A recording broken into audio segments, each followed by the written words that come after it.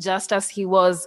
So I'll be talking about what the graduates is celebrating, part of his fifth columnist series, where he wrote about every on Sunday Nation, he wrote on that column. So for Philip Ochieng, let me give like a background story of how that title came to be. He didn't want to go to parties, to these events that people claim they are life milestones. He really didn't like to go to them. So one day, his nephews really persuaded him to come to the graduation ceremony that the nephews had passed and they wanted their uncle to be present.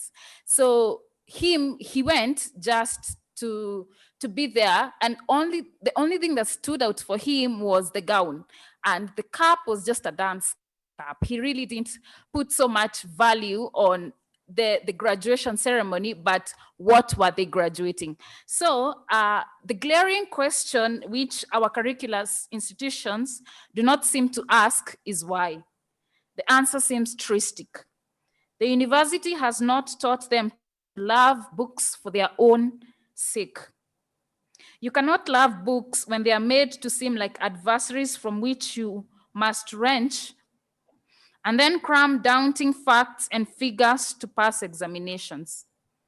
Graduation, therefore, should inspire the deepest sense of underachievement and humility, a quest, an unrest, a curiosity, a craving, an unquenchable passion for learning, a yearning to master all the main intellectual currents of all nations and all epochs. And for us as journalists who are planning to just join the field, that is just what I can sum it up as what Philip Ochieng has mastered and given unto me. Thank you.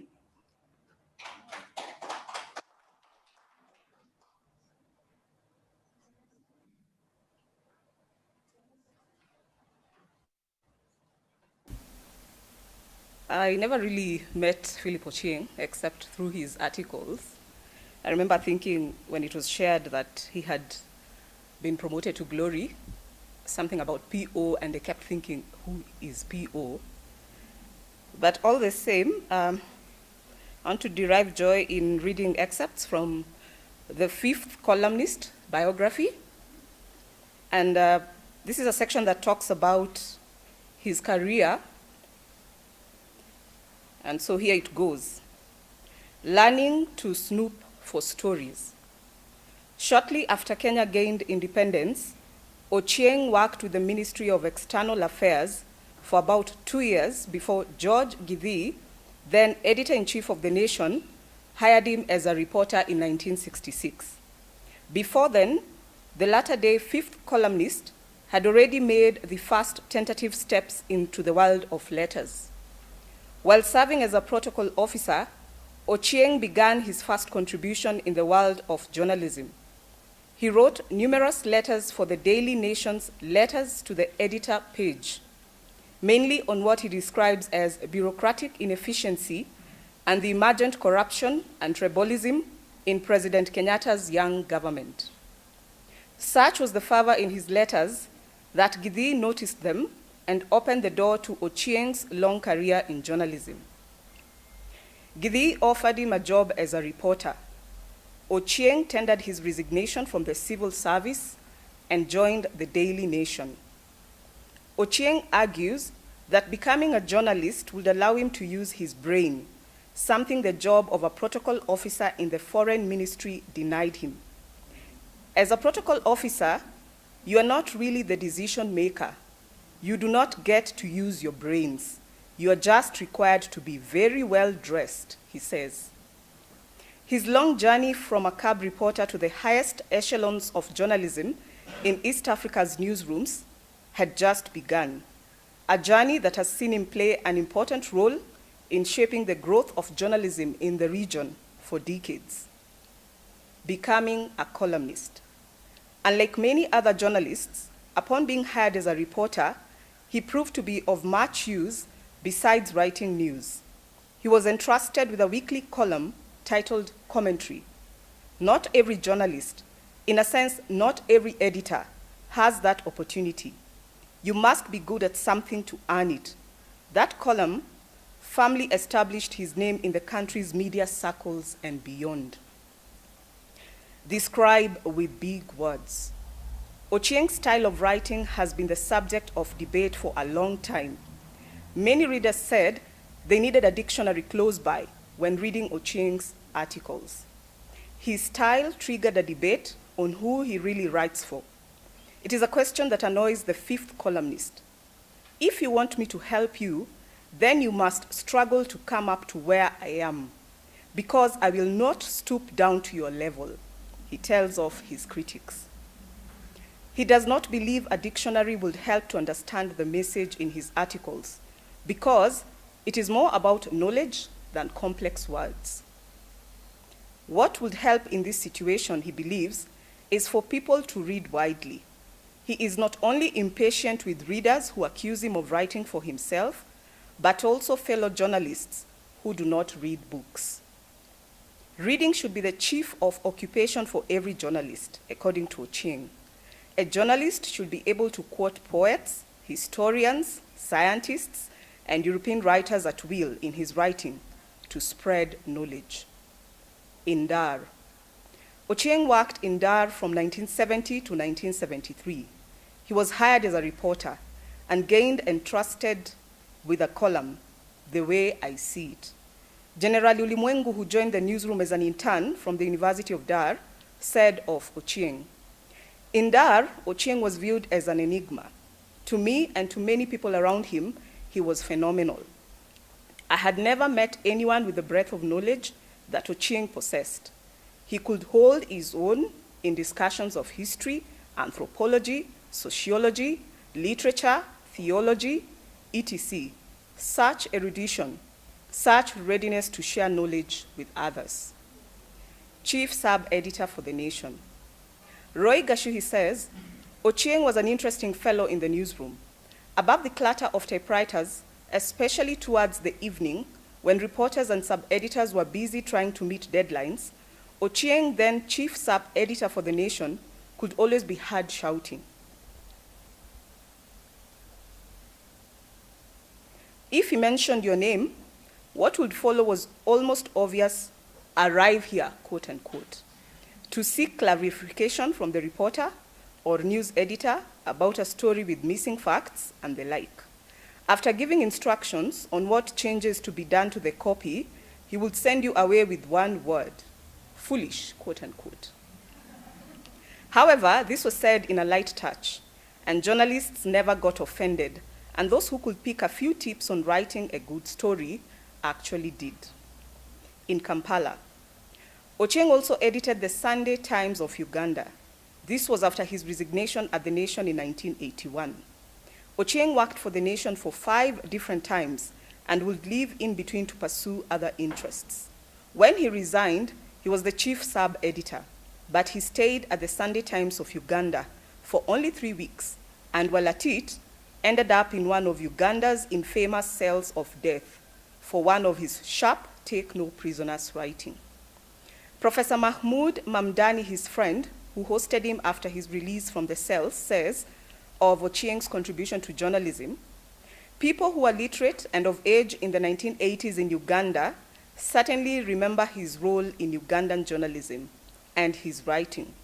But does Professor Mamdani think Ochieng would have made significant contribution to journalism in Uganda had he stayed on?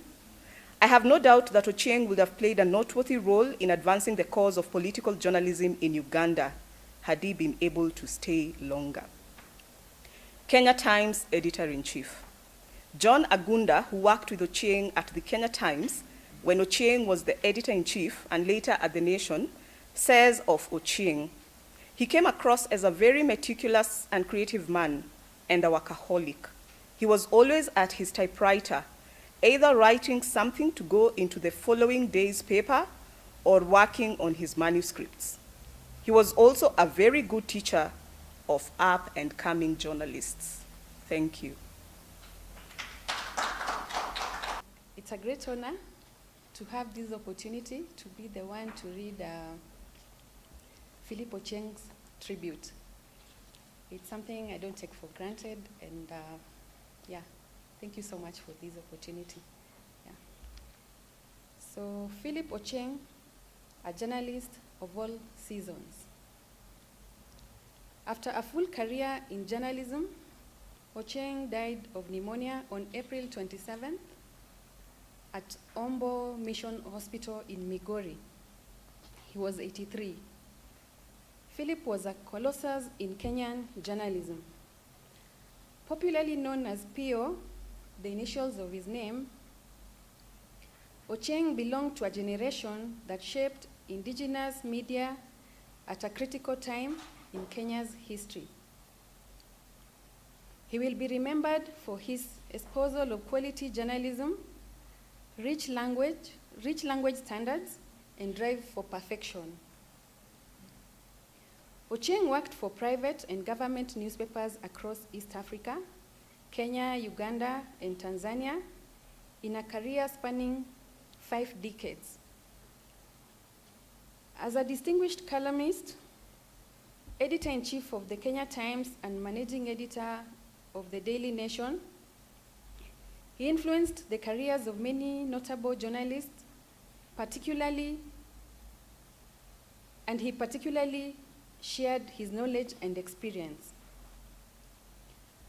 Ochieng will be remembered as a father figure of Kenyan journalism. He mentored many journalists who have hailed his unmatched skills in language, describing him as sharp, witty, deep, and kind. Throughout his career, he set high standards, as we've heard being said this afternoon, and worked hard to advance quality journalism. He had capacity to recognize skill and reward competence. His life and education. Ochieng was born in 1938 in Manyata village near Awendo in Migori County. He went to Manyata Primary School up to Standard 4, then Luala Primary School for Standard 5, later Pay Hill for Standard 6 to 8, from where he was admitted to the Alliance High School. Ochieng traveled to the United States afterwards. This was in 1959 as part of the first group of the American airlift organized by Tom Mboya and others. He returned to the country in 1963 to work as an untrained teacher at Homa Bay High School, and he would later join the Ministry of External Affairs, from where he resigned to work as a reporter for the Daily Nation in 1966.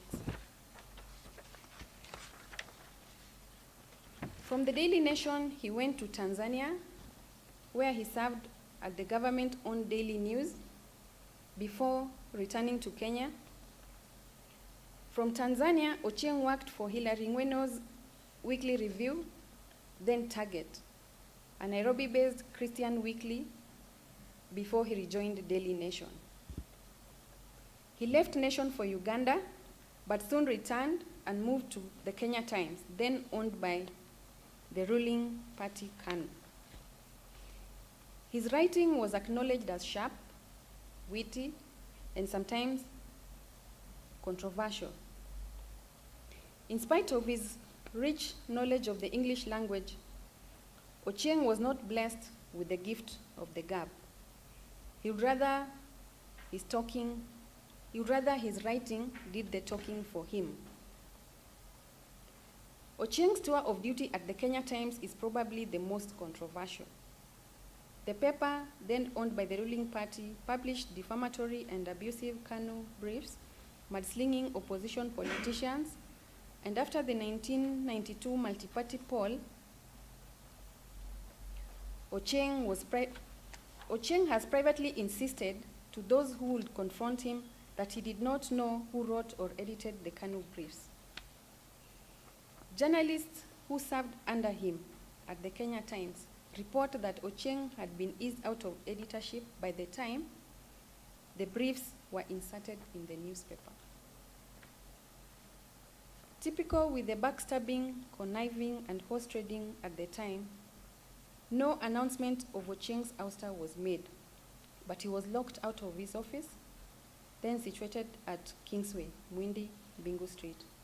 In came a man by the name Jeremire Araka and his assistant, Henry Gichana. Araka and Gichana's role in the Kenya Times was strange, but it was telling that Araka, who was described as an engineer, quickly occupied Ochieng's office on the second floor.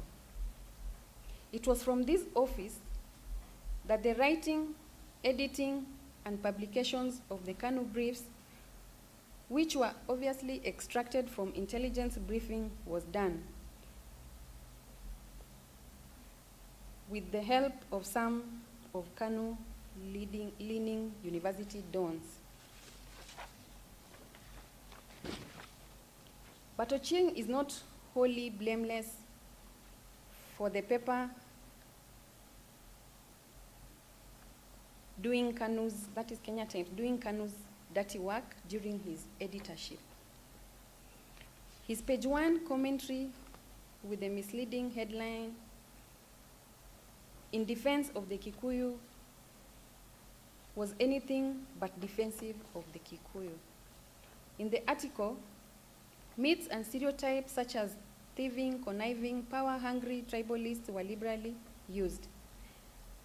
Many have argued that given his elevated status in journalism, Ochieng should have done more to stand to power, but others have retorted that the grave personal risks that challenging the Moi regime came with left little wiggle room for editors then. After his stint with Kenya Times, Ochieng returned to Daily Nation as revised editor and quickly won admiration with his grace, charm, industry, and erudition. He effortlessly taught humility by working under editors he had at one time hired, trained, and promoted. He got along well with the young and old. He was soft-spoken, and like his hard-hitting articles that many remember him for, a sharp dresser, he wore expensive three-piece suits and always showed up with energy, diligence, and focus. He retired from Nation but continued to pen 2 articles, Mark My Word and Fifth Columnist, in the Saturday and Sunday Nation, respectively, until his sunset years. Health. Ochieng's health had been deteriorating since he relocated from Nairobi 3 weeks ago. His family has reported that he was battling high blood pressure and diabetes. Then pneumonia set in. He sadly lost the battle on that fateful Tuesday evening. Memories of Ochieng will live with us forever, and to borrow the words of one editor, the pen may have rested, but the ink has certainly not dried. May Pio's soul rest in eternal peace. Thank you. Thank you, all of you. I am the third born from my mother, but we all know that we had a sibling in the States born of a Black American mother. My very earliest memories of my father, I remember him carrying me on his lap always while talking to his friends. And most often than not, he could burn me with a cigarette. Of course, not deliberately, but accidentally. That is the way my dad displayed his love for me. We were very much alike character-wise. We were people of very few words. So right from the beginning, all we had for each other was extreme mutual respect for each other. And then came the disappearance of my dad from our lives, of which we couldn't understand as his children. his life just became a mystery to us. I remember my last born sister, Luoch, when friends could ask her, where is your dad? Because people could see everybody's dad, but not ours. Luoch could say that the dad is dead. My mom could understand, but she was economical with the information.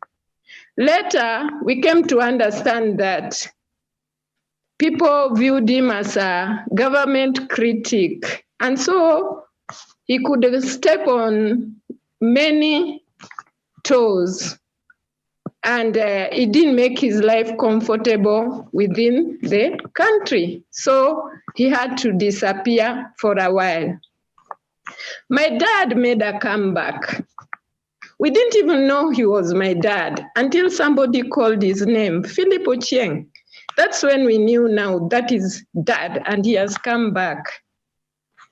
And from that time on, we want to say that dad was out to compensate his absence because he displayed a lot of love for us. The way he displayed his love for us is he spoiled us a lot, including our children. He gave us too much. He spoiled us to a fault. So he also had too much love for my late mom. And he could say something like, he will only shed a tear when my late mom died, when in case my mom dies. And when my mom died, I didn't see him shed a tear. So, but that was the beginning of his deterioration. That was the beginning of his loss of enthusiasm. The death of my mom, it affected him.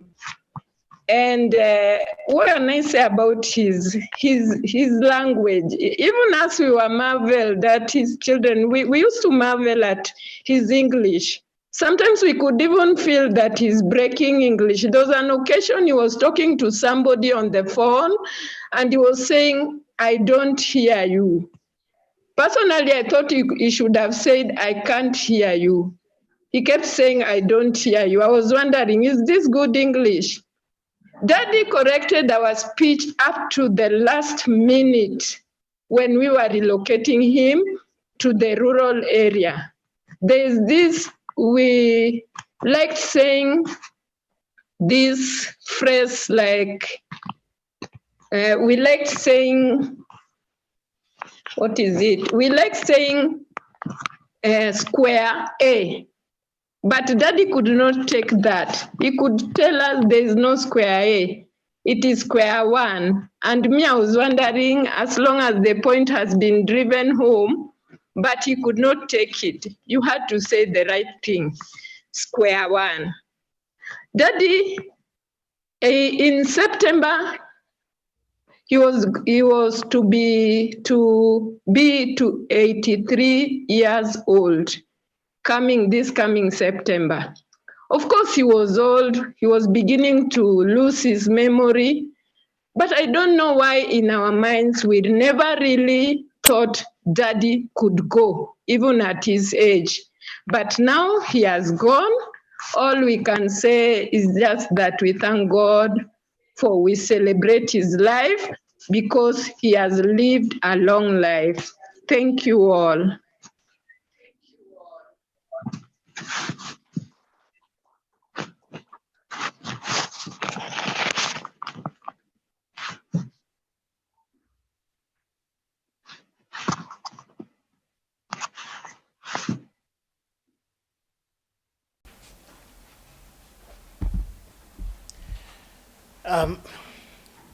I don't know if it's morning or is it, oh yeah, it's still morning, right? I had Rose use some terminology of Titan, and I think it's fair to say that that must be the height of flattery for anyone to call some of us Titans when we are talking about Philip Ochieng. As a true son of the soil, I perhaps should have started by saying my names are, and apart from the rage that I'll get from Joe Dindo, I think that's the mere thought of what Philip would have thought about that would keep me awake the whole night. So I want to say that unlike some of the people I see in this room, I never had the privilege of working closely with Philip.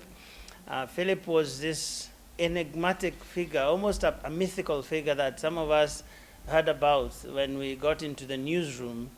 And even for the period that we worked in the same building, I met him a couple of times, but not in any way as to say things that would be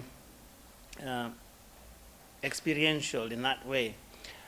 But what I find so amazing is that the Philip that I read in those columns is the Philip that I hear many people talk about here. So I believe that he was a truly authentic person.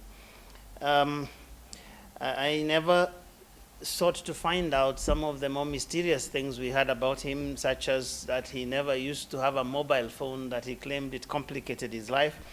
I never asked Wangedi whether that was true.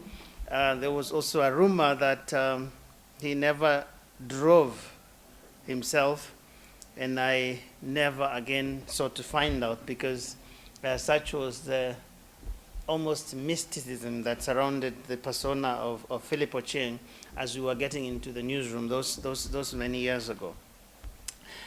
So as we are here to celebrate the life of this great journalist, I think many of us would be reminded of just how important our trade is, because this is someone who had a great impact. Just listening to the very different generations of people who have eulogized him since he departed just a couple of days ago, I think is testament to the great journalist that Philip was, and the great legacy that he has left, even as we sit here today to remember and to celebrate the footprints, the many footprints that are truly eternal that he has left on our shores as he passed by here.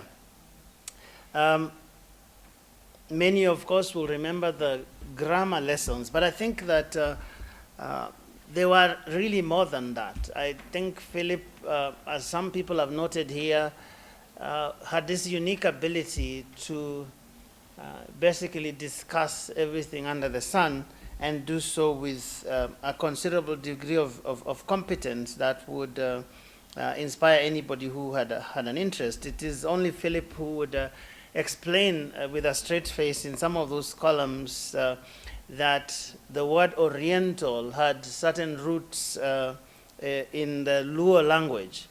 And that was quite interesting when I saw that. Because Philip Ochieng was many things. He was both intellectual and journalistic. I know that Professor Nyabuga will ask me whether those two things don't usually go together.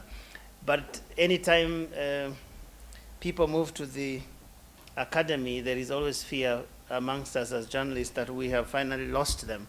But I think Philip was able to straddle both worlds of intellectualism and hard-nosed journalism that would deal with day-to-day questions, even though he dealt with them in his own way. And Philip was, as someone said, he was cantankerous and provocative, and he was also annoying. But he was so beautifully so that he got away with it, that you would not read his columns and feel nothing. That was Philip. And I think that that is a great lesson for us. We always say in this business that if you did something that nobody said anything about, then perhaps you didn't do anything at all. And I think Philip exemplified that in very, very special ways. He had what I think some people have rightly said. He had almost a certain kind of literal impunity, because he could, I had the students who were talking about the license he had to even attempt to create certain words.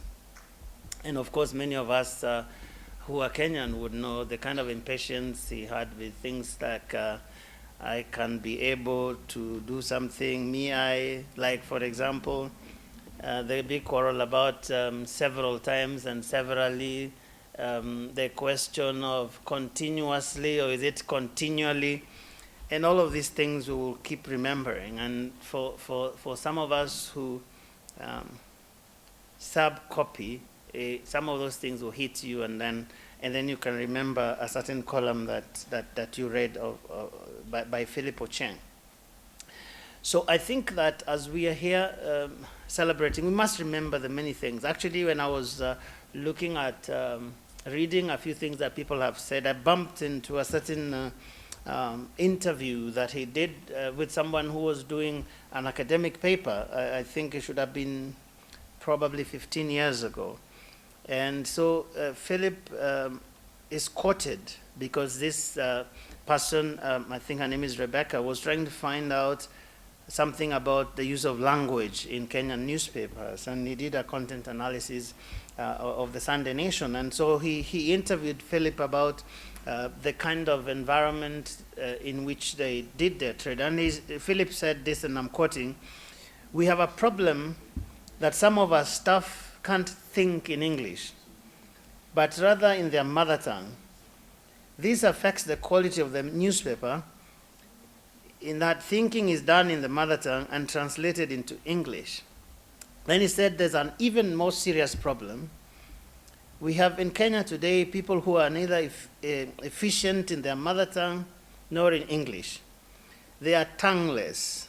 They are ignorant. They suffer from speech illiteracy. If somebody tells me you are lost, I immediately shoot back that is not English. That was Philip. The things that we say all the time and imagine that they make sense, and he didn't fear. Have you ever found words that everybody uses that you almost think correcting them would be a terrible thing? So he had that courage to stand up for what he truly believed, at least from seeing his writings. So as I finish, I think that this period of reflecting back on the life of such a great journalist to have graced our lives as fellow scribes, as some of us who are walking in his footsteps, standing on his shoulders, I think what this moment calls for us is for us to get back to the basics of our business. I think there's so much that we've lost along the way as journalists, as circumstances change, as the environment in which we work has changed. But I think that the writings and the general behavior of this great man in our midst should push us to get back to square one, as someone said, about what is truly important about the work that we do. That even though technology has moved some ways since the days that he entered a newsroom, that the work we do as journalists has not changed, even if the means, the tools, and perhaps the environment in which we do it may have changed considerably over time. So as I finish, I am not typically given to quoting Shakespeare, but what else can anybody quote when we are talking about the memory of Philip Ochieng? And so I will go a bit cliche and just quote the famous oration of Mark Antony at Caesar's funeral, that here is Caesar, here goes Caesar. Shall we say here goes Philip, from amidst whence cometh such another? I think it is a question we must ask ourselves. Are there more Philips left in our midst? Are there people who will stand for the straight and narrow of our business? People will not cut corners with how journalism is supposed to be done. I think that's a challenge that Philip Ochieng leaves us with today as we remember his well-lived life. And as we await for somebody, hopefully, to stand someday and say certain things about us when we go that same route. Because at the end of the day, I think it is what people remember us with that will really count. And so let me also say, and so ends the story. Thank you very much.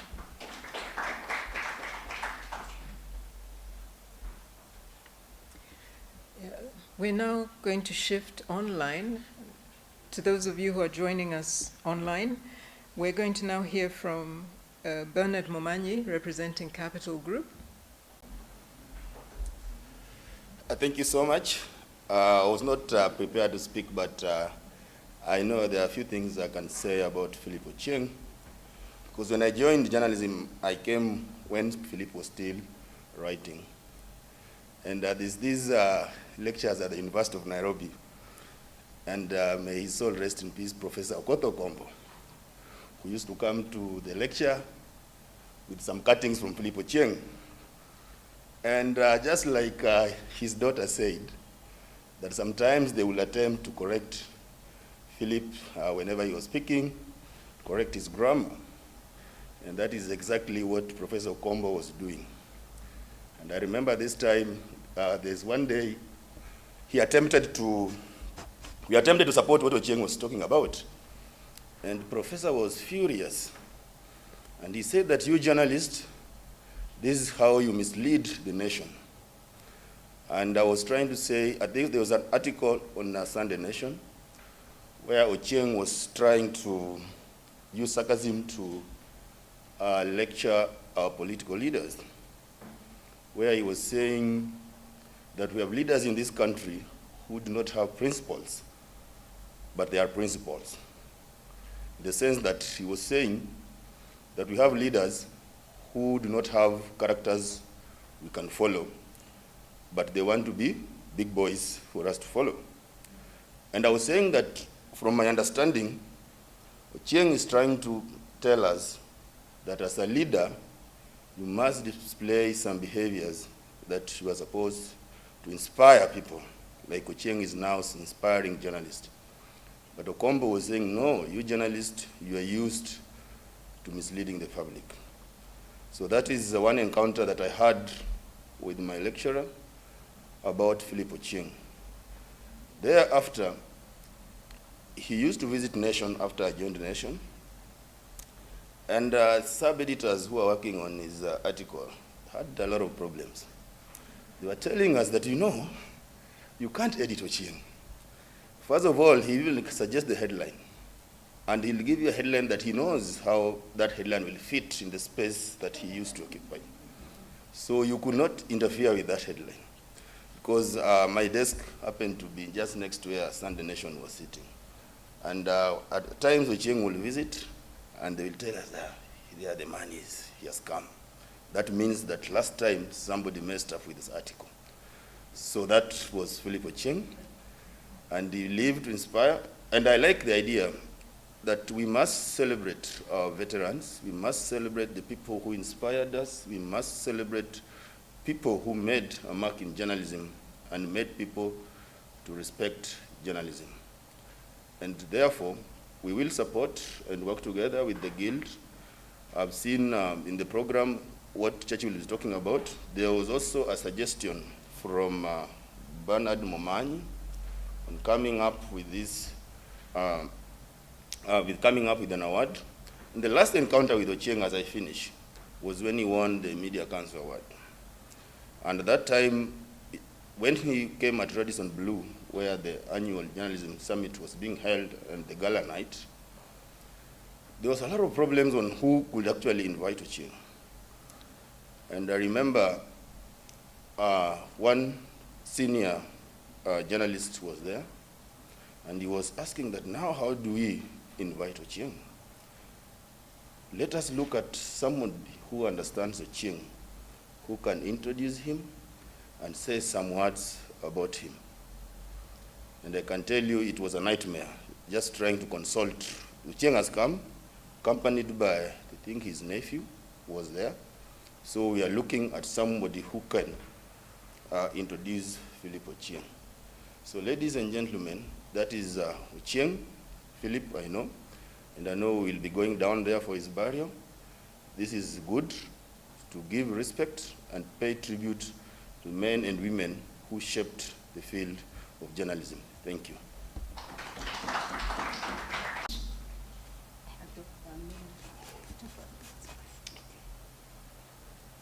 Hi.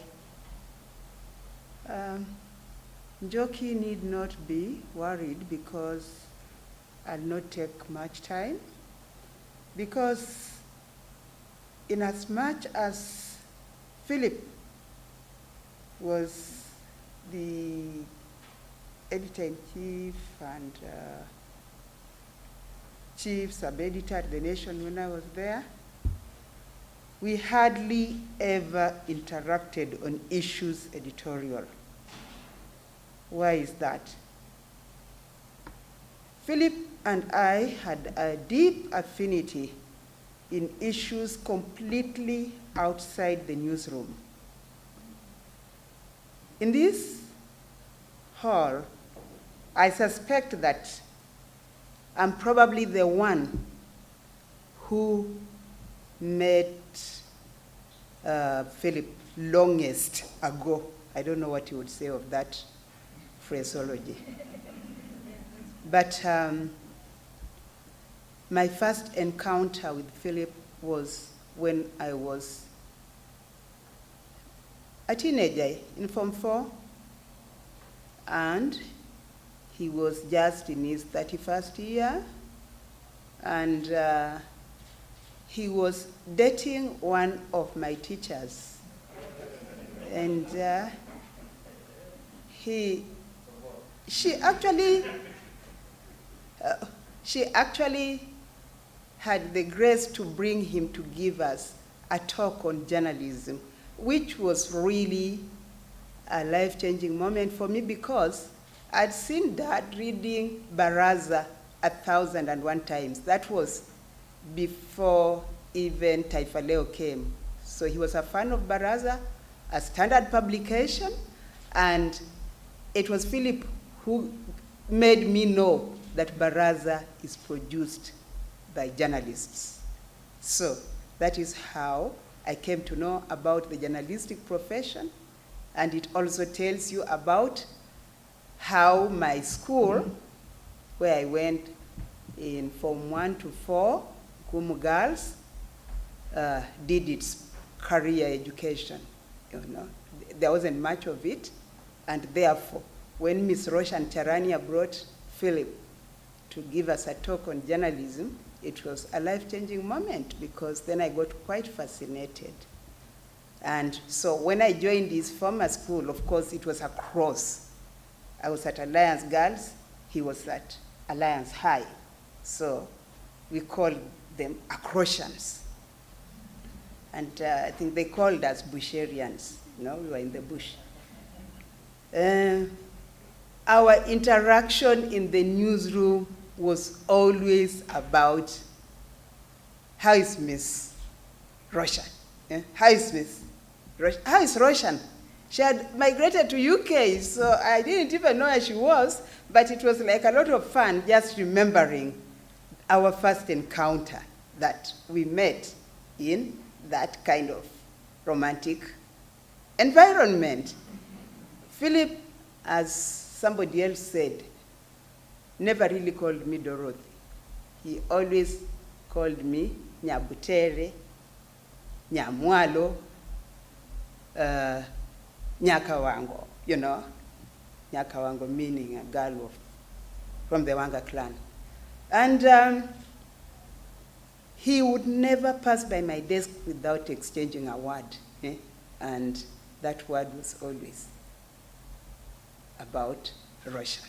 So if I can Google and get Roshan, I'll tell her, in spite of her relationship.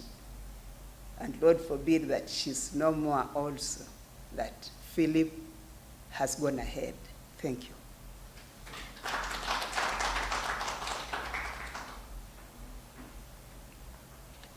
Thanks, Dorothy.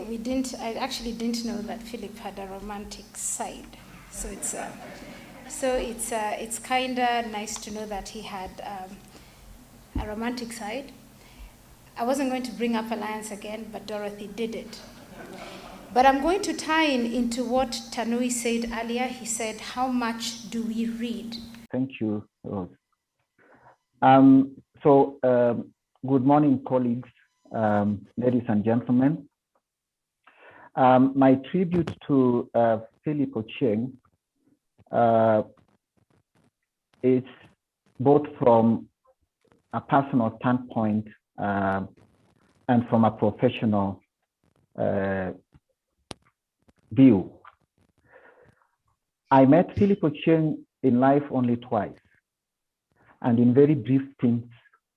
First, as a student at the University of Nairobi, and second, as an aspiring copy editor at Nation Media Group.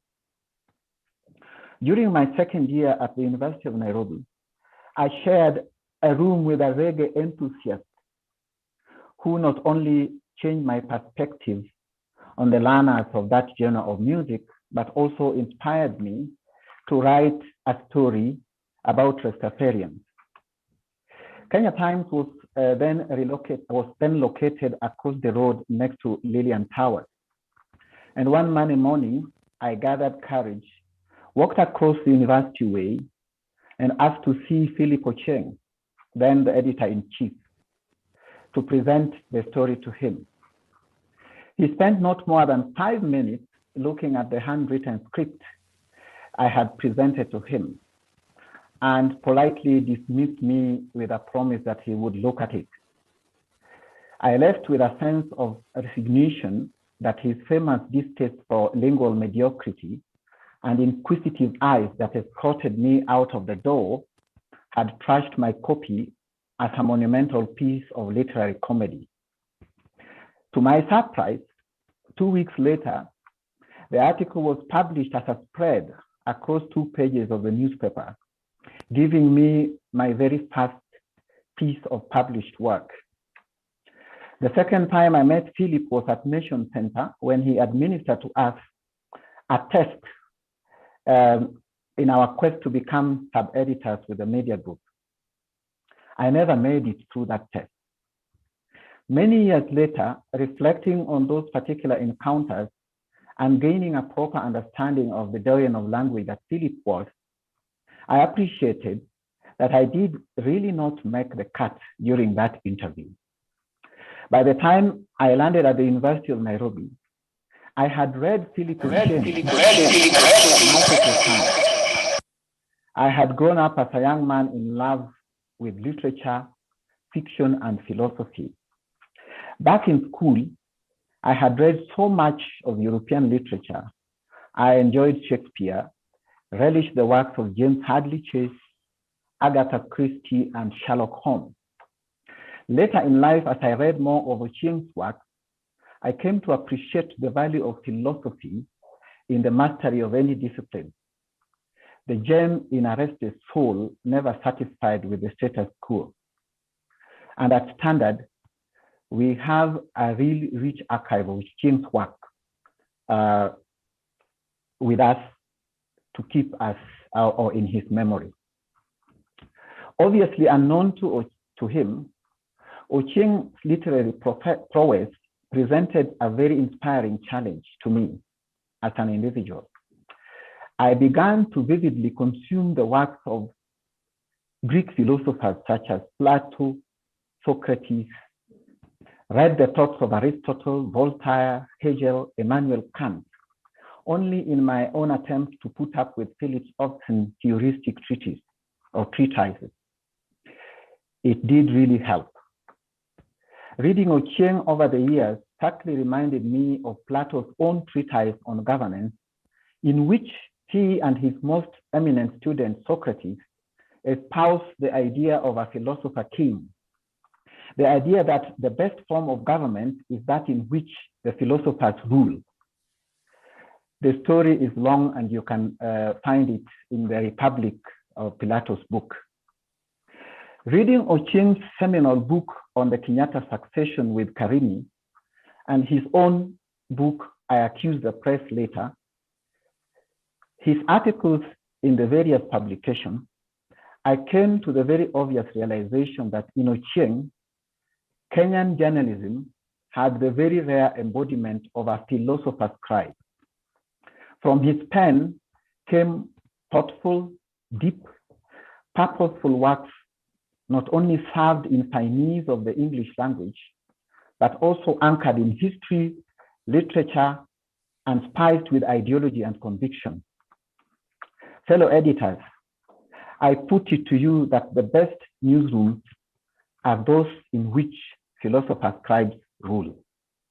Unfortunately, our newsrooms today are packed with so many kings and queens, red scribes without philosophy, and conversely, a few philosophers without the ropes of kingship. Journalism certainly needed Ochieng's organized skills to make a mark in the sands of Kenyan history. A man who sought to direct the course of history through his thoughts and principles while remaining faithful to the very ideals of the fourth estate. Like many great thinkers before him, Ochieng was clearly a restless and a troubled soul, a walking contradiction of thoughts whose spirit wandered across the globe, perhaps in search of answers to fundamental questions around life and human existence. This is why, despite being a confessed atheist, he did not find it necessary to drop his name Philip, the very epitome of the Christian faith in his life. Ochieng was arguably one of the most well-read human beings within the boundaries of Kenya. Yet twice, he squandered the opportunity to be officially baptized in the world of letters. Philip was learned in matters African, cultural, Egyptology, and Greek mythology, but never regarded any of this as worthy of shaping his.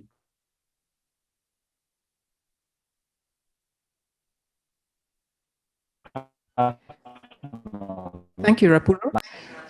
We have in the room reading Naim Bilal, through. representing our Hello? public broadcaster.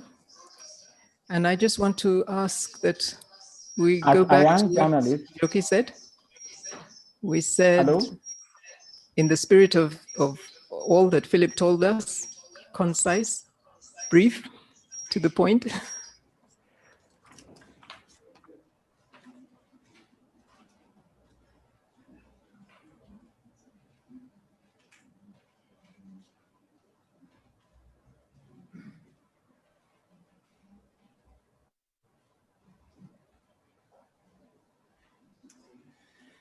Good morning, everyone.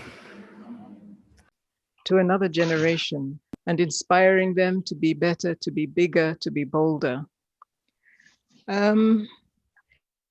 Those who were in the newsroom, I think, will attest it could take hours to settle on a word for a headline with Philip. It had to be right. It had to be the right word. And he enjoyed that intellectual back and forth and getting it right. That sort of sense of perfection, the sense of duty to the public, I think is something that we must strive to entrench again. Not saying that it's gone, but we must always strive for it. I think also for me, he had a great respect for the journalist, the person. Very often we see them as mtu wa mkono, go and get the story. I remember him bowing to pressure, not to use your byline if you didn't agree with what was in the story. Philip would not force you to put your byline on anything that was not your word. Very, very ethical man. We want to move ahead now to hear from some of the titans, the new day titans of the newsrooms. We want to hear tributes from media houses. And I think today we're going to hear from people who ordinarily you could never get them to sit in one place at one time because they tend to be busy. This event is that important to them. And the testimony to the greatness of the man that we celebrate today.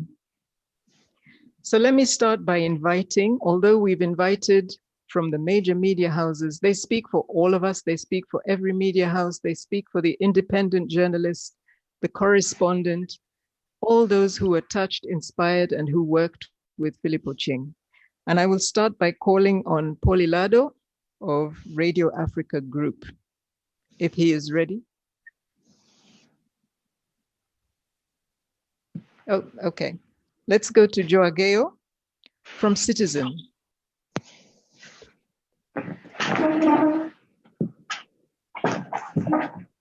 And sad to hear of the passing on of Philip Ochieng.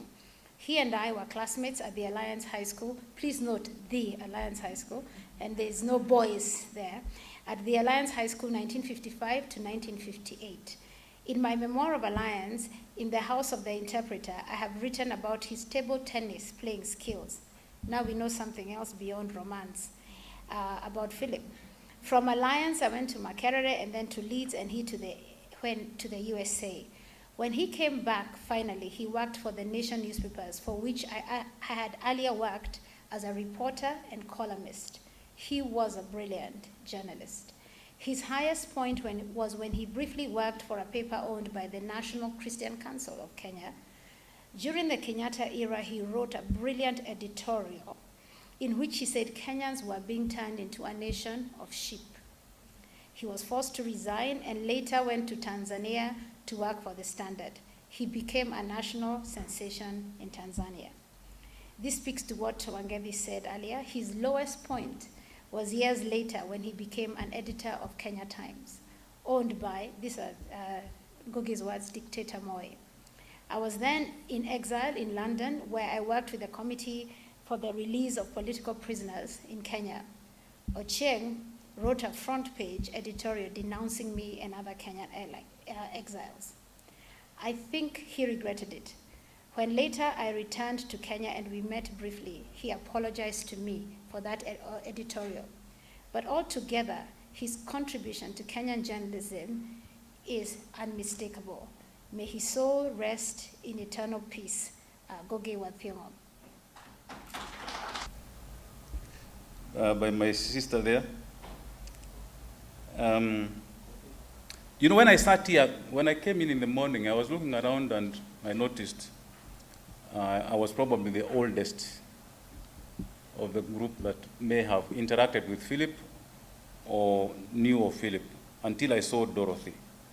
And I first met Dorothy when she was I think you were just preparing to join the university and you were teaching at City High School. I think so. I had gone to look for a job there, but I never got it. I must have been maybe a year or two behind you or something, I can't quite remember. But with Philip, I didn't know about Philip at all. I had never heard of him until around the 80s actually.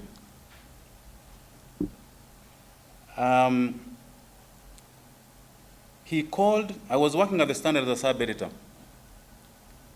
I had just come back to the Standard from the University of Nairobi School of Journalism where I had done a postgraduate program in mass communication.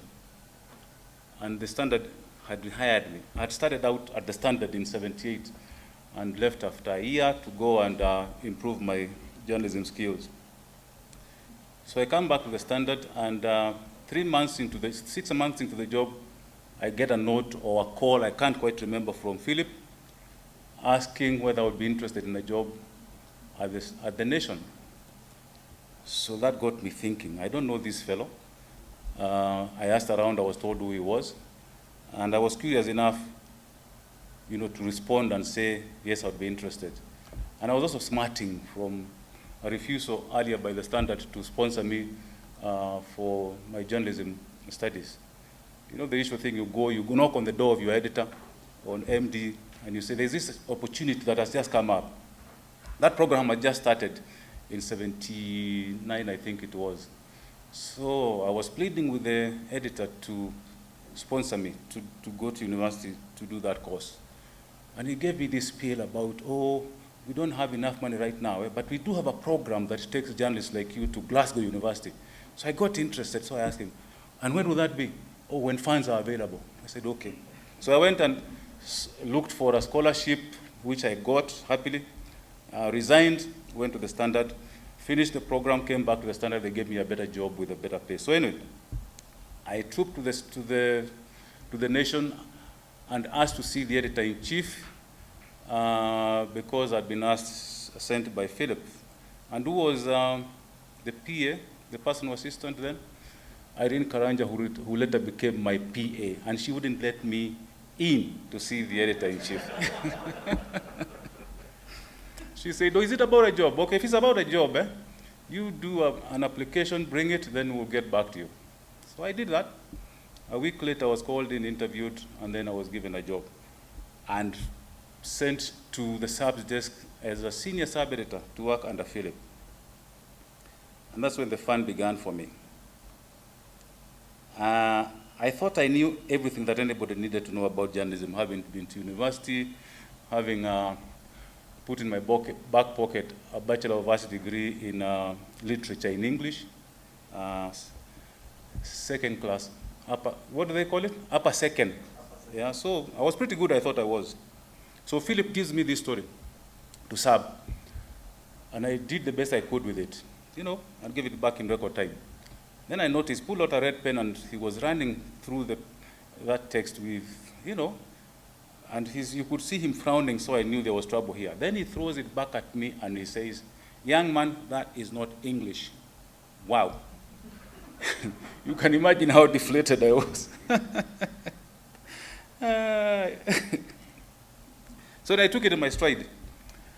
At the desk, there was quite a formidable team. I'm not sure, whether you had joined the desk or you were still interning, but you were interning, eh? I come from a vacation attachment. Okay. So there were two expatriate guys from the UK. Then there was an Asian revised editor. There was some very senior guys, some guy called Mingusa Kosoro, Ali Hafif, Kasam, and I can't remember who it was. Quite formidable. But I thought I could actually hold my own, given the background that I just shared with you. So, Philip taught me to think about your own abilities and accept where you have deficiencies and accept to be tutored and trained so that you can close those gaps. If Philip gave you a story and you took too long with it, he would look across the desk and ask you, young man, why are you taking so long with the story? And if you made the mistake of telling him, I'm thinking about where to cut it appropriately so that it fits the space you have given me on the page, he would look back at you and tell you, young man, yours is not to think. Yours is but to do and die. That was Philip. So, another encounter. Well, let me go back first of all to the reason I titled this tribute, a jolly good fellow, but, and by the way, these are not dashes, they are dots, 3 dots. 3 dots, and he would approve, I know that. Because Philip had a very good side, and he also had let me not say a very ugly side, better, he had a side that you would frown upon. That's why he's a jolly good fellow, and I remember when Shimoli was putting together this program, he asked that when we come here to pay this tribute to Philip, we should let go and not feel confined by the niceties of friendship and stuff like that. So you extol his virtues, but you also let everybody know what else he suffered from. So there are some things I'm going to say here, not many, maybe 1 or 2, that may sound controversial and maybe some of you won't like it. But I was asked to go the whole length, so I'll do it.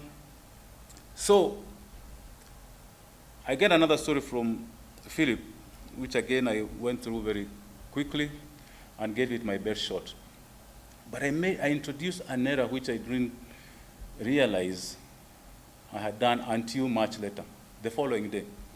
Because I think State House of some government fellow called to complain, and the fellow he complained to was the editor-in-chief, Joe Rodriguez, that was his name. So Joe Rodriguez comes marching into the newsroom and stands behind Philip and asks Philip, who was responsible for this mistake? Now, Philip was not about to take flak on behalf of somebody. He let you carry your own cross. So he pointed at me. Then I overheard Joe Rodriguez telling Philip, give the bugger a memo. Which Philip quickly gave me. And to this day, that word bugger has remained ingrained in my mind since then. To this day, Odindo will tell you, I call everybody I meet a bugger. Not that I mean any, I have any ill feelings toward anybody, but it's just a word that stuck to my mind. Give that memo a bugger. And I gave a lot of buggers memos myself, Odindo included.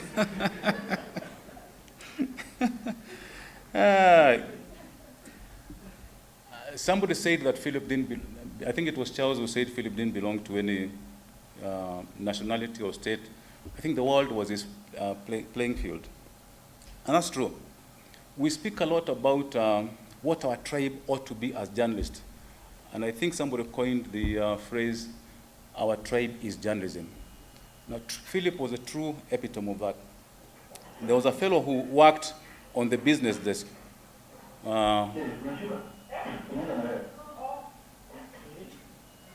That's not me. There was a fellow on the business desk whose sacking Philip recommended. And the fellow was shocked because he thought that Philip, being a Luo, would find reason enough to protect fellow Luos. So he comes pleading with Philip and asking, Philip, why would you do this to a fellow Luo? And Philip tells him, it was not your Luoism that got you the job here. It is what we thought you could bring to the nation. You just didn't step up to the plate. And that was the end of it. And throughout his life at Nation, that's one of the elements that defined Philip.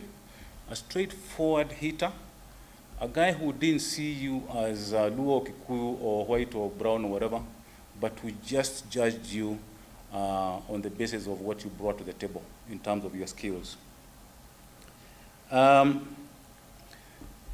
He had another trait. He was very generous. If he liked you, he was very generous in every sort of way.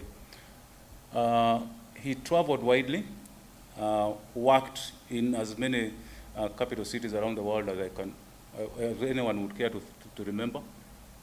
And he collected a lot of things. So I'm sitting there with him, and I think he must have noticed this young Sabeleta. He comes to this office wearing the same shirt and jacket and blah, blah, blah. Maybe I can help him out of misery. So he told me, Wangari, you know, when I was working in Switzerland or whatever, I would never wear one shirt twice. So when I finished my sojourn there or whatever, I came back with a lot. And I cannot donate some, you away. I happily accepted the shirts. Why lie?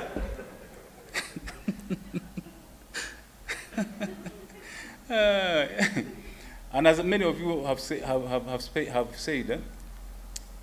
if he liked encouraging journalists to read, and for some reason, he thought I was one of those journalists that would pick up that interest and read and maybe try and get to his level, as somebody said earlier. And one of the books he introduced me to was actually a series. It was called the Dune Trilogy. It's a science fiction book, and I don't know why he asked me to read it. And I read the 3 books. I think since then this series has expanded to 6 novels or so and has been made into a movie. So I read that, and then I gave the books back to him. Then he threw another one at me, an energy book. Now that was conk. I tried to go through it, I couldn't. I never told him I didn't, but I packed it away. Many years later, he calls me, Wangari, I remember I gave you a book on energy. I need that book back. Happily, I had a very organized library at home, so I pulled it out and gave it to him, and thank you very much. How did you find,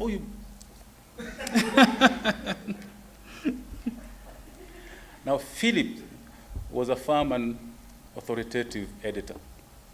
And his word, he always believed that his word was the last word, actually. And you didn't, if you interfered with anything he had signed off and which he expected to see in the print paper the following day, he would suffer terrible consequences. So there was this expatriate Mzungu. This expatriate Mzungu, I think he was a production editor or something like that. Somebody called when Ochieng had already signed off the paper and complained about a story. So this guy goes to the paste-up room and changes the headline of the story or pulls out the story.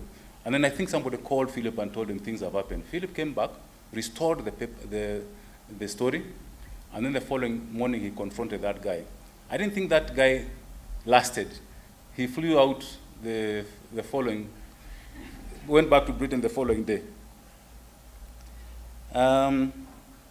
What about his dressing? I read Mutuma's piece the other day where he claimed that Philip bought his suits from Savile Row or something in the UK. Well, Philip was elegantly dressed, all right. He had what you call, sartorial, elegance. But all his clothes, as far as I can remember, from his own words himself, his suits were all bespoke, all right? And he wore better hats than what I'm wearing. His belts would cost 1,000 shillings or something like that. And all this he obtained from a shop down, I think down where? Moy Avenue, called Pia Muhammad. Pia Muhammad. I'm not sure whether it is still there, but that's where he got he bought all his clothes. So there you are. Philip was a free spirit in the, as free a spirit as anybody can have. And you can see this through his own habits, his affinity with whiskey, for instance, which he called two eyes. I never quite understood why he called whiskey two eyes. I suppose because he always bought it in doubles, so two eyes. And if you are with him, he splashed you with that kind of generosity. So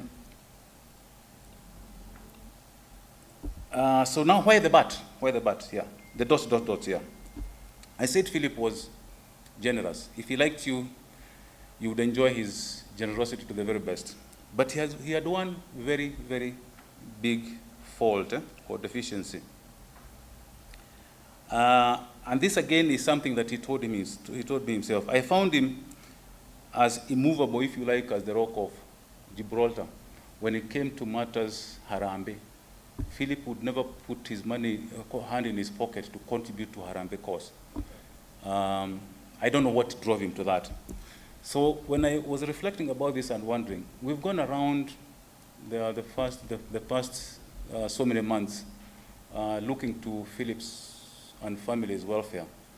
And when you try to relate that to the man's own appreciation or lack of appreciation of this community of people that, every so often come together to help one in need, you wonder at that contradiction and whether at some point he ever looked back and regretted that he put himself in that place. I don't know. So he just didn't have a heart for that kind of altruism himself. But then again, he's gone, and that's something that we don't want to begrudge him. Now, Kenya Times experience, that's another big downside for me in terms of, just how he damaged his character. Philip grew up, spent quite a lot of time at the Nation, maybe as much as I did, and I think you always feel a sense of betrayal when somebody has grown so much in a particular space, but then the moment they step out, they begin to throw mud at that institution. That's what Philip did at Kenya Times. He used to write scathing articles about the Nation. And I understood later that there were other ex-Nation guys that would incite him and urge him to hammer the Nation even more. And I never understood that hostility. Yeah? So joining the bandwagon of nation haters to achieve some satisfaction, I suppose, for the employer. I remember confronting him once and asking him, what is the point of all this hostility? And you know what he told me? It's nothing personal. I guess it wasn't personal. Then Philip, of course, leaves the Kenya Times and then goes somewhere else. I think he went out to start a newspaper that didn't last. And then eventually he came back to the Nation. And I remember him calling me and telling me, Wangevi, I need to put food on my family's table. See what you can do to help me. So I thought back to all these other things that he had done. And then I tried to relate that to balance that out with my own appreciation of him as an asset and what value he would bring back to the nation. I discussed it internally with my colleagues, and then I managed to convince my bosses at the time that despite what he had done at the Kenya Times, I thought he could bring a lot of value to the nation. So we brought him back as a revised editor. And the rest of it is history. I think despite all his failings, he remains the real titan of the media industry. We all appreciate the work that he's done, that he did as a mentor, as an inspiration, as a teacher. And, you know, in terms of press freedom, I don't think you can get anybody better to fight that cause than Philip. So we all miss him, and he'll remain with us, at least in our memories and in spirit, for as long as I guess we live. Thank you.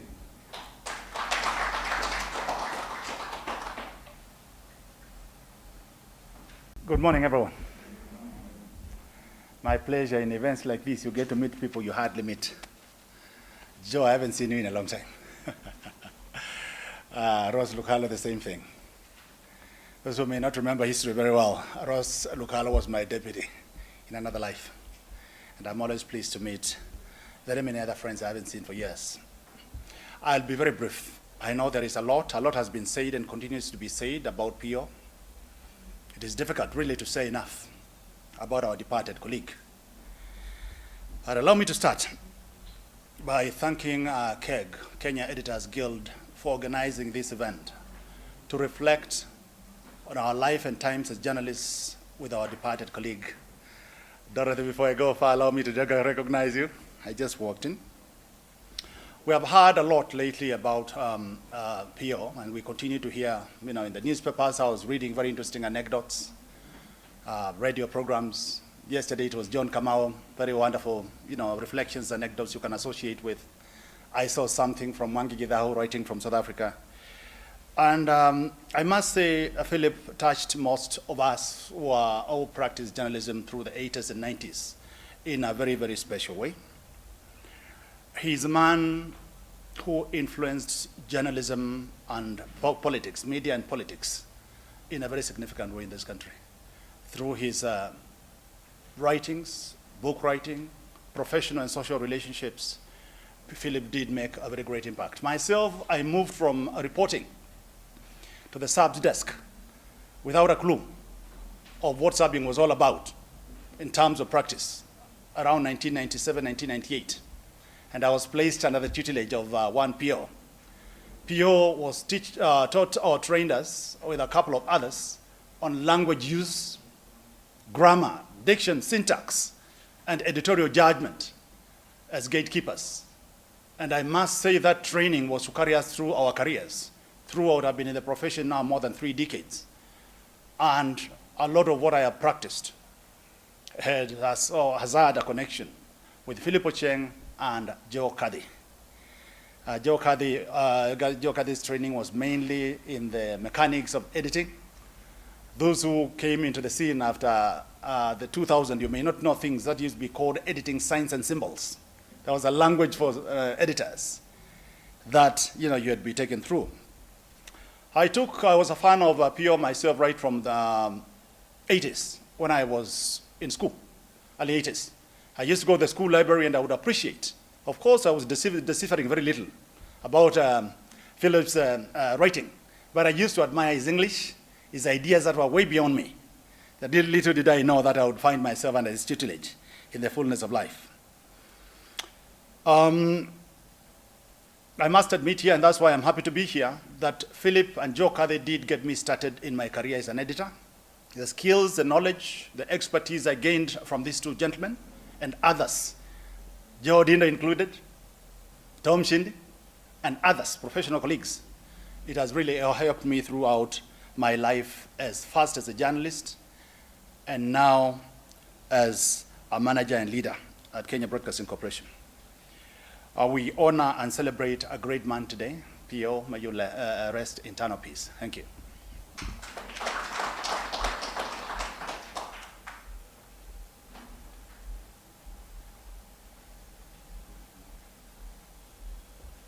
To you from now. Thank you.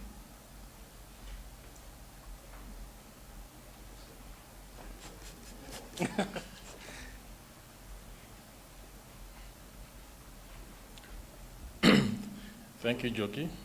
And I'd like to confirm to you that I'm not fake. I'm as real as they come. Ladies and gentlemen, colleagues, good afternoon. Many of us have been here since 10 o'clock. A few have been here longer, and indeed many joined on the Zoom meeting call, where the majority are, and they've been able to sit there for all these hours.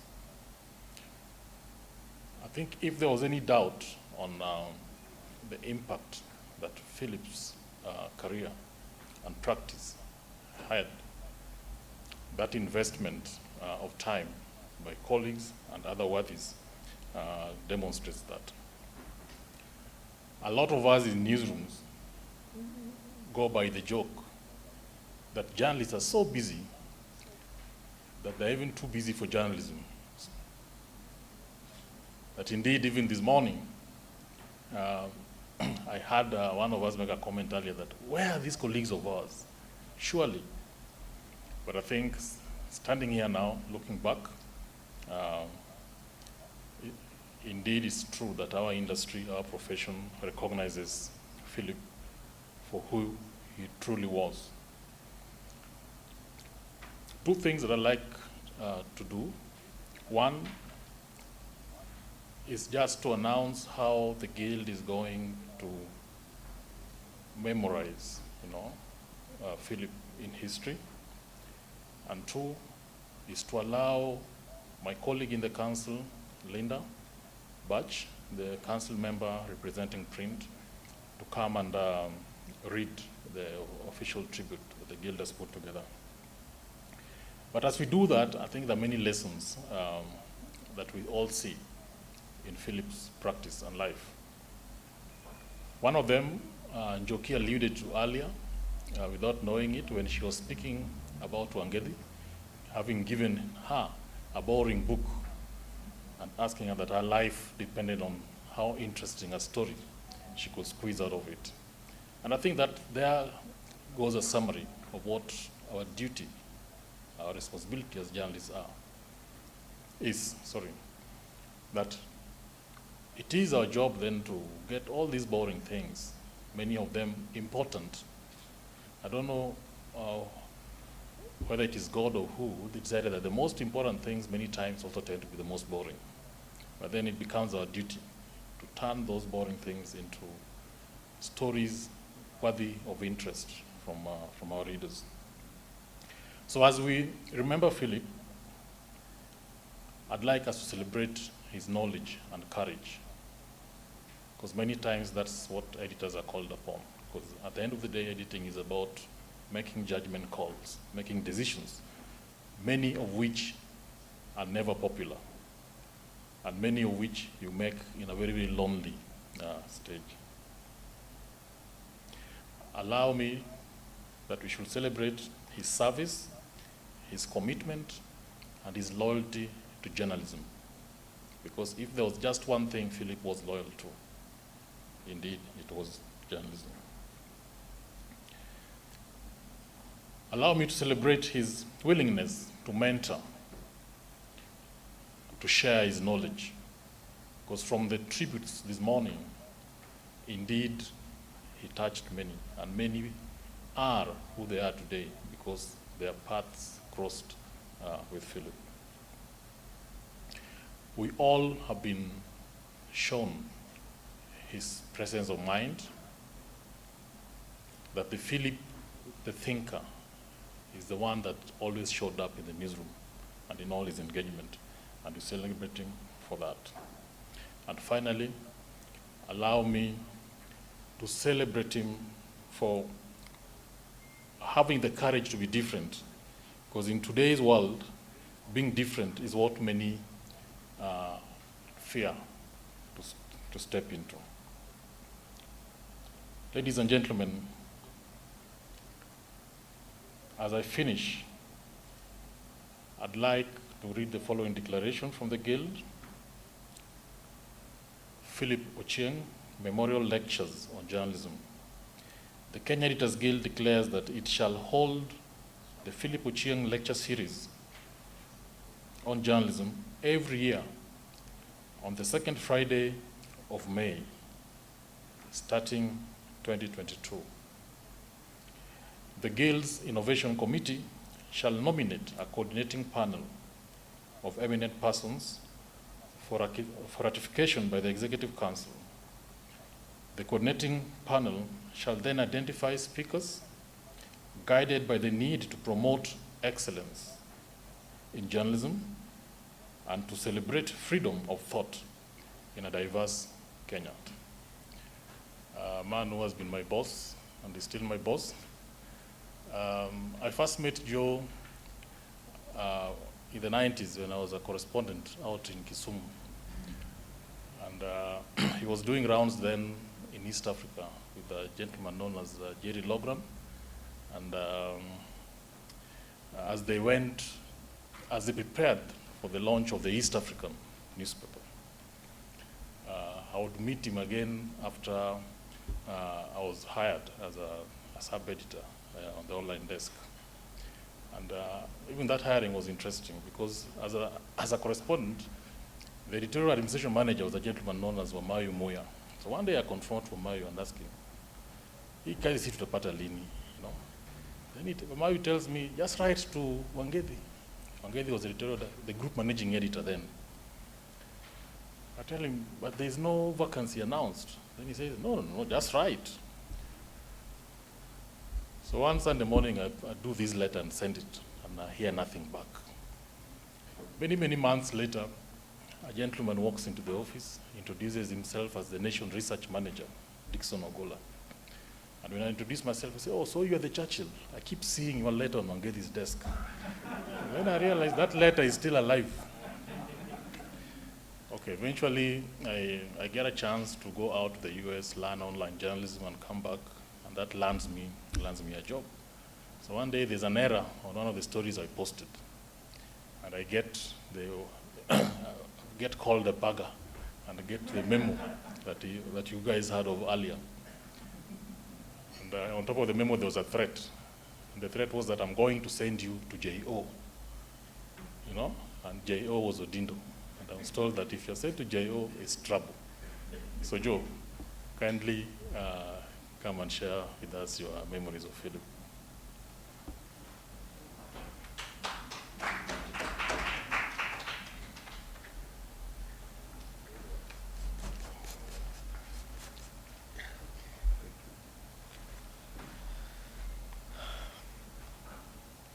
Good afternoon, colleagues. You know that your place in history will be very controversial when you acquire the status of an Irimo. If you guys know about folk tales, there was a character in Kikuyu folklore called an Irimo, which was used to frighten little children. That is the ogre in English. In Luo, it was called Koko. So in all languages, there was always this, if you do this, I'll take you to this. I just didn't know that things were that bad in terms of my tenure at Nation. But anyway, it's been very for me, it's been very interesting listening, taking this journey back into history as we shared, as we shared our recollections of the professional times with Philip Ochieng. This keynote speech ought to have been given by Wangedi Mwangi, by the way. Why? Wangedi met Philip before I did. And although I worked with Philip at The Nation and at the Kenya Times, Wangedi was actually more intimate or closer to him in the everyday work, in our everyday work. What he has told you about Philip was only 50%. I think there's a lot more he would have brought out. And as I was sitting there, I was struggling. I was actually changing my speech and saying, let me say the things Wangedi didn't say. Yeah. They shared a lot as professionals and as a mentor and mentee, yeah, which term Philip would have disapproved of greatly. Yeah, mentor and mentee. He would have challenged us to look for an appropriate word for the younger person. Yeah. But having been given this task, I owe it to you and to Churchill to deliver the semblance of a keynote speech. Yeah. I first met Philip in 1977. I was a young, aspiring journalist, straight out of school. And just to counter the effect of alliance in this room, I just come from Starehe Boy Center, which I think is a sufficient tempering of the Croatians and the crosses. Anyhow, I just left, completed my A-levels at Starehe, and found my way into the Nation newsroom as a correspondent. Now, you all know the lives of correspondents. Hang around there. There'll be a story and we'll send you. So we would do the court rounds, the fires. Philip had just come from Dar es Salaam. And those of you who have read the East African recently will know that he had actually been thrown out of Tanzania because of the controversy that his column, The Way I See It, or The Way I See It, yeah, had caused within the party and in the newsroom itself. Very popular column. When we started going around East Africa, sampling opinion about the proposed newspaper The Nation was intending to launch in 1993, 1994.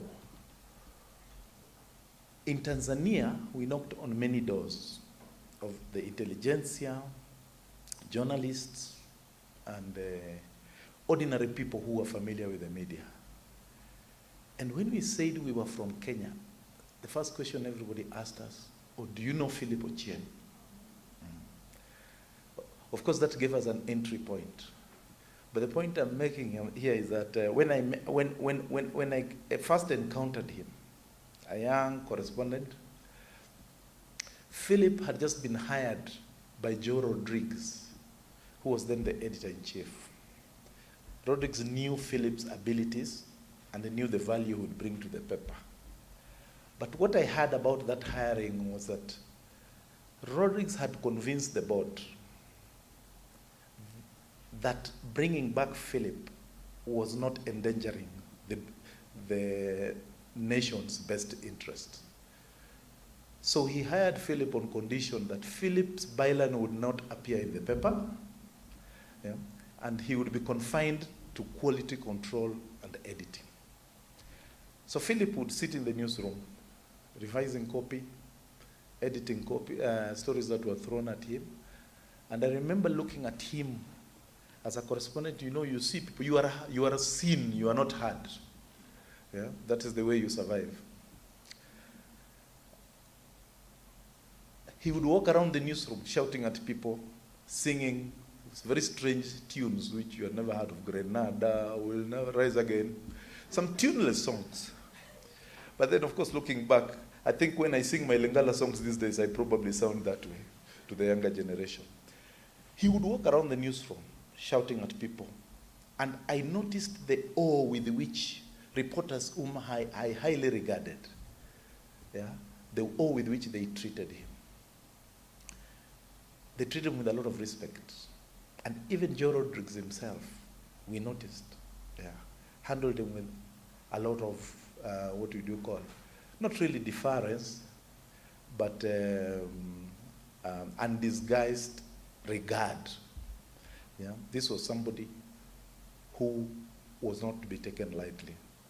Anyhow, I found myself within a short time of having joined the Nation as a correspondent, I found I was appointed a trainee reporter within 2 or 3 months. But a trainee reporter who was spending his time on the subs desk because there's a desperate need for sub-editors. Actually, Philip apparently was behind the move to Africanize the desk. It was a proposal which had been on the table for a long time that the nation needed to start a process of bringing up more African subs.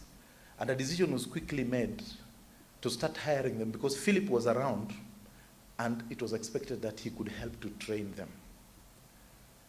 So, as they started the process of recruiting sub-editors, there were already African subs there, Richard Kahuo, Justin Macharia,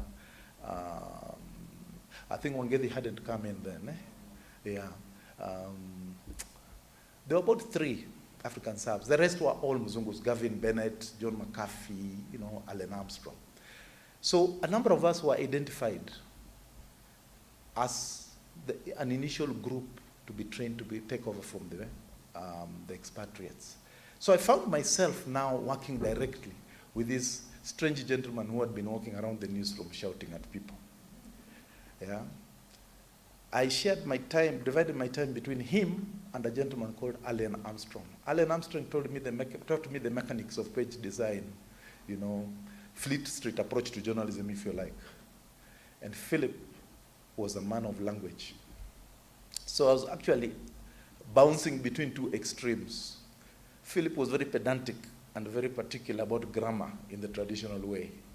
Allen Armstrong was teaching me journalism and how to communicate easily. So one person would be emphasizing to me the importance of the definite article, they. That was Philip.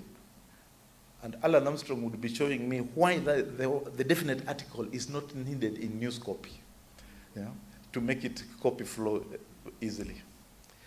So I left in 1977 abruptly. I spent about 8 months at the Nation, late 77 and 78. My departure is important because Philip was directly involved. I'm working as a trainee sub-editor, learning a lot, and for me, this is the career I had dreamt about in school, where I was the editor of the school newspaper. I had always wanted to do this. Suddenly, my university calling letter comes, and Kenyatta University is offering me a place to train us, to do a B.Ed course. And at the same time, I have this letter from the Nation. I'm earning a whole 2,500 shillings. I am a trainee reporter, and quietly I'm being told that if you do very well, you probably will be taken to Glasgow, where I think the Nation used to take their subs for further training. I'm in a dilemma. So I actually talked to the one person who would have been interested in retaining me at the Nation. And it's a measure of the trust that Philip engendered in the young people he worked with. You could trust him. You felt he was more than just your boss. He was a father figure. I approached him with my university letter and I explained my dilemma to him. I told him, what do you think I should do? Should I stay at the Nation and grow into the journalist I'd always wanted to be? Or should I go to the university? He did not hesitate for 1 second. Told me, go to university, young man. The nation will always be there. And when I walked away, he added his trademark, parting word, foolish. That's how I ended up becoming a university graduate. And as he had said, the nation would always be there. I actually came directly back to the nation on completing my university degree. The nation was hiring when I was doing my last paper. I applied, and well, the rest is history. I think it's a sign of what has happened to our media industry and journalism in Kenya that we are actually gathered here to celebrate the life of one of us, the professional life of one of us. For me, it signals a change, that we are beginning to see our profession differently. I don't know whether it is as a result of the turbulence that we've gone through over the last 3 years or so, or the place that journalism has come to occupy because of the seismic changes which Kenya has gone through and of which journalism was a part. But I think it's a good sign. It's a good sign that journalism is not one of those things that people consume on a daily basis and forget about. We are seeing it as the institution that it really is, and very much part of our national life. This kind of tribute is important, and it's something we should continue. Thank you very much, Kenya Editors Guild, for initiating this. All I would say is, therefore, it presses on you a challenge on deciding who do you honor and who don't you honor. Yes, because again, you could fall into the trap of saying, you know, anytime a journalist passes, you meet at the newsstand and give speeches. I don't know, you might decide that some should just be honored by the graveside, but there are those who deserve an interruption of everyday work. I think Philip is one of them. As we think about those who deserved honor, I would say Philip belonged to a generation of journalists which produced 3 names with whom we will associate the significant shaping of our profession. There was Philip Ochieng, in my mind, that is. There's Hilary Ngweno, and there was George Gethii. Of course, there were many others who contributed in different ways, but in my own assessment, the evolution of our profession, these 3 gentlemen made significant contribution to the way the profession has been shaped. I'll talk briefly about Gethii and Ngweno and then go back to Philip so that we can contrast them. George Gethii was editor of The Nation in 2 different phases. He was a courageous man. There are 2 things that he exemplified, which is why I find it necessary to mention him. He was a man of, how do I call it? Extraordinary doesn't quite describe him, but outstanding courage as an editor. And he was an influential, formidably influential editorial writer. Those 2 things. He wielded the editorial column like a scythe. And if you have seen those movies of towering Vikings, swooping poor Englishmen into the sea, that was George Gethii with an editorial in his hands. And there are things he did which made a very big difference to Kenya's political history just because of the editorials he wrote. The one I would mention was his standing up to Moi when the one-party dictatorship was becoming institutionalized and people were being detained. At a time when no one could speak and only 3 MPs in parliament would voice the discontent of the public. George Gethii woke up one morning,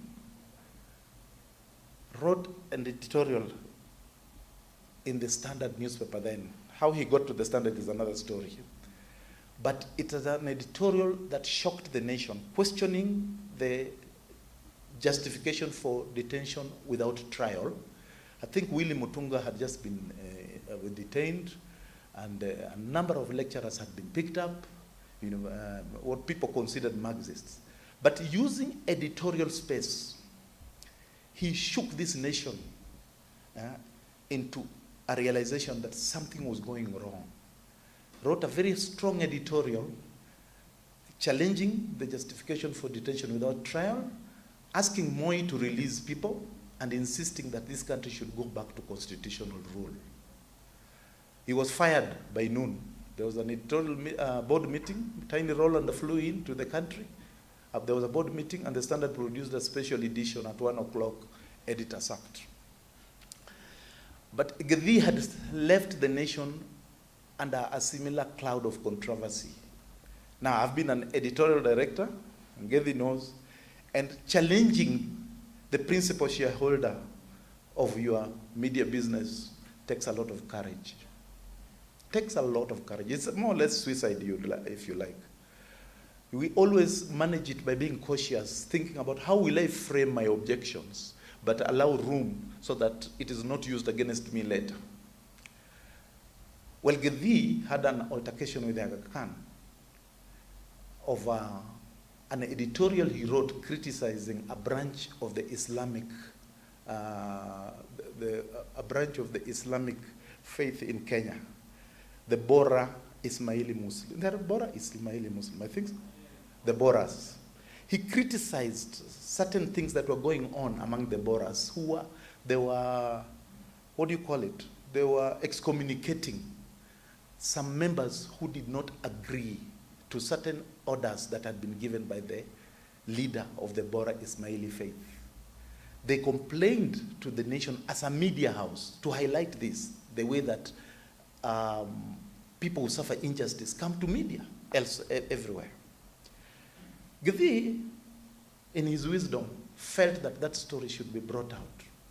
He wrote a very strong editorial ordering, asking the Bora community to stop basically stop this repression, and to remember that it is a breach of the Kenyan constitution. He did not know the relationship between the Boras and the main Ismailis, that they are cousins. So when the editorial appeared, within 2 days, Gedi received instructions to publish an editorial countering what he had run. Yeah? And basically it was saying that the nation is very sensitive to religious communities' interests, and what was said here does not actually represent the position of the paper.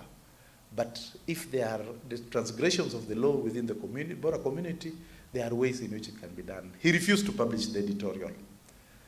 Anyway, the long and short of it is that he eventually resigned on a matter of principle.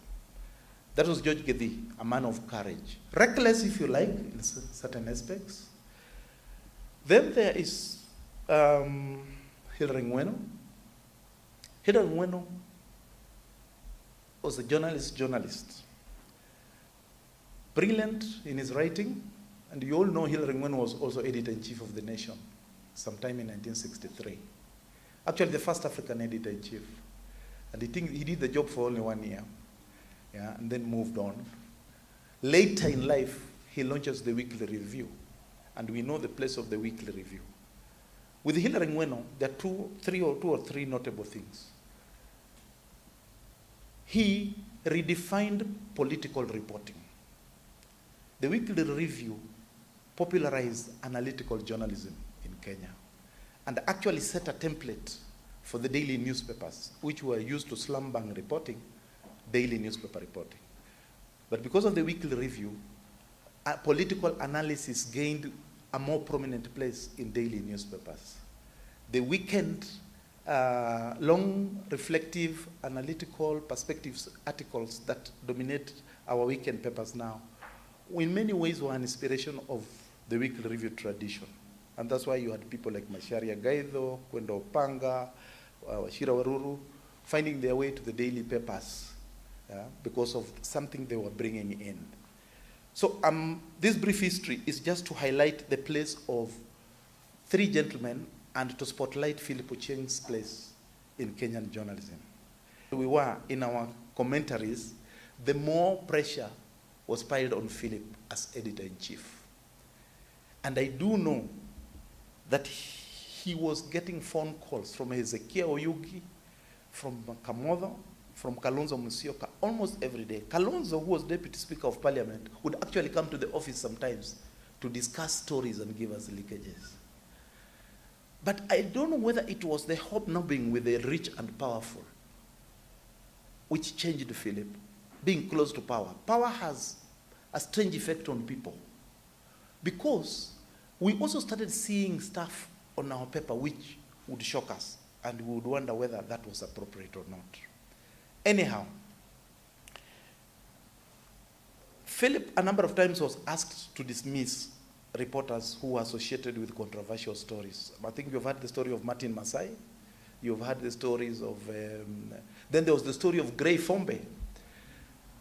Gray Fombe put together a story about the Italian mafia in Malindi. And it was, I remember Philip had traveled overseas and I handled that story. And the reaction from government shocked us.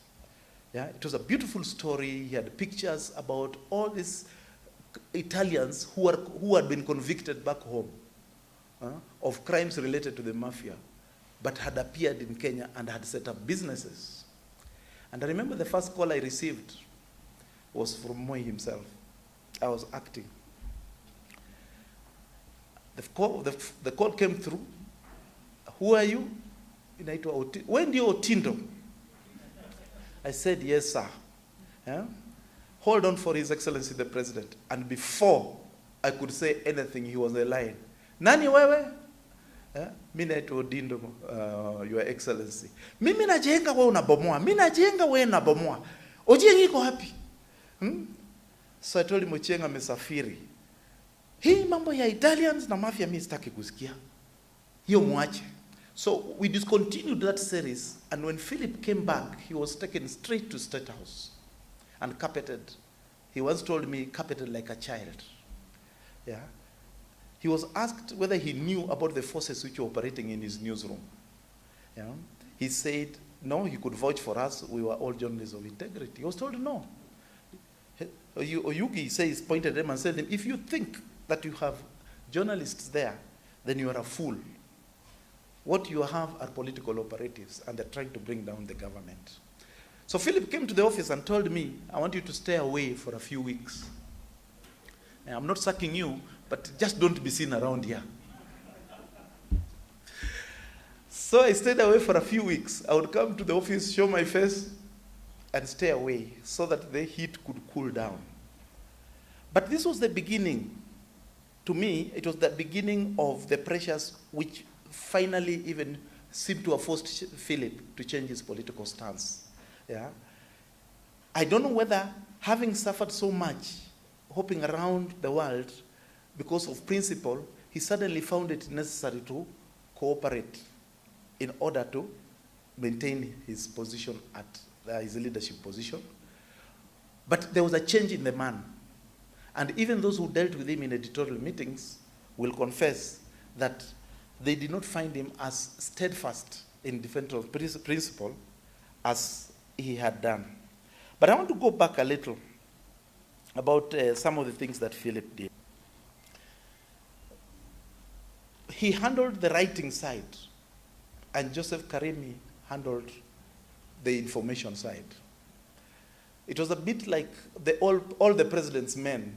Some of you know that Bob Woodward one of them was doing the writing, most of the writing, because the other one could hardly string together a sentence. Yeah? But he was a brilliant investigator. He's the one who brought most of the information. Now, I don't know between Carl Bernstein and Bob Woodward who was handling what, but the partnership between Ochieng and Karemi was something approaching this. The thing about the Kenyatta succession, and this has always been raised, did the Morocco actually exist? Yeah? It has been raised by people who are in government. Or did Philip gullibly swallow a propaganda ploy from Charles Njonjo and those who are Moi's people, which was intended to discredit the remnants of Kenyatta's regime, the Kenyatta regime, yeah, to prepare the ground for moving against him. People have questioned the story, and for me, again, it made me wonder, is it, again, the proximity to power which may have blinded Philip to the loopholes in the stories he was being given, if indeed the story was not true, wholly true? It had, it was verifiable to a certain extent. But these questions have been raised about the Kenyatta succession. However, I would say that the Kenyatta succession set a precedent, yeah, for us as journalists here, yeah, that we should move from recording events on a daily basis and writing stories, short-lived stories, and documenting the history of our country. And that was one of Philip's major contributions to the generation of knowledge in our country. Along with the Kenyatta succession, we also had, I accuse the press. I think it's a challenge to the older generations of journalists, or the journalists who are retiring. Will we leave behind such thought-provoking records of our time in the industry? A lot of it, I don't want to talk about Philip's intolerance of grammar. Hilary Ngweno was an entrepreneur and a journalist. George Gedi was a campaigner, a brave man, and a brilliant writer. Philip fought with the pen, but more than anything else, with the force of his personality. Many of the tributes which have come up since his death was announced have illustrated to me one thing, that there are those who reacted to his articles, and we have had people say they were abstruse, they were impenetrable, and we'll talk about that. But the one thing that was common is that whether you disagreed with him or agreed with him, Philip touched the lives of many people who were in active journalism when he was there as editor, as training editor, as a vice editor, as managing editor of the Daily Nation. He touched the lives of almost everybody in the newsroom. And that's a commentary on his personality. He was generous with knowledge. He was a stickler for quality, linguistic quality, but also as a person, he was very outgoing. His popular spot was at the Nairobi Safari Club. Yeah? What was that bar called? He had a corner at Githunguru's premises. And he ran up bills on extremely expensive whiskeys. The thing is that at one stage, Philip appeared to have a drinking problem. I think we should say these things. Yeah. He appeared to have a drinking problem. And I don't know whether it was because of the political pressure he was going through at the Kenya Times. But he also had his achievements. But as I said, he is one of 3 people whom I feel have shaped journalism and the media industry in this country. Hilary did it with a pen and with investment. George Gedi did it with courage and with his pen. Philip did it with courage and personal impact. He influenced the careers of many of us. Thank you very much for listening to me.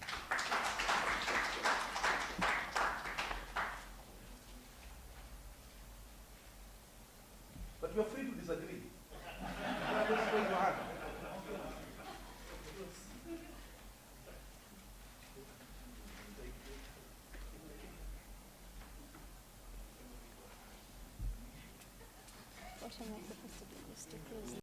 The values we espouse in our editorial space, to what extent do we exhibit that in our personal lives, the positions that we take? How principled are we? Yeah? When we are challenged under a challenge to make a personal sacrifice on matters of principles, do we as media leaders readily submit and basically undermine the very values you have been espousing in the editorial space and fail to be an example to the teams that you lead. That was a problem that Philip had to grapple with. It's a problem that, as I've said, erased much of his achievements.